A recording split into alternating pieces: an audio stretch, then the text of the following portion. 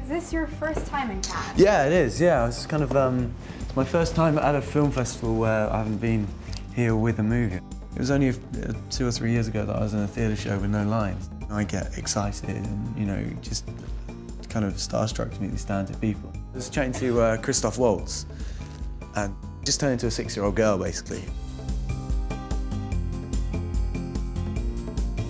It's kind of a Cannes reunion for you because Steven Spielberg is the president of the jury. Obviously, he cast you in your first major role in War Horse. Yeah. It's incredibly humbling. I always thought, you know, when we were shooting, he never raised his voice once. And I always thought, you know, if Steven Spielberg never loses his temper or gets cross or does that, then who else has a right to? And it was a wonderful example of how to behave in a film set, I guess. Yeah.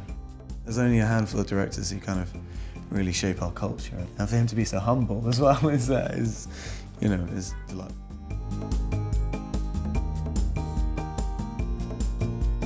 What would you say are the defining characteristics of a great script? I don't know, just interesting character and stuff like that. When I was doing War Horse, I read a script.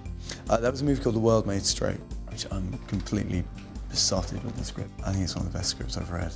And I completely bawled my eyes out.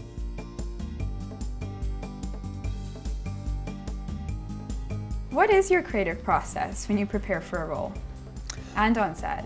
I mean, I would spend as much time as I have. I mean, there's the thing with Colin, I spent 6 months really working. The thing is, I met the man that I was playing, and this is a man who was tortured so brutally at the hands of the Japanese on the death railway during the Second World War.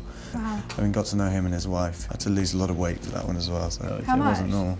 I lost about 30 pounds. It merited kind of doing something like that, which I probably wouldn't normally do.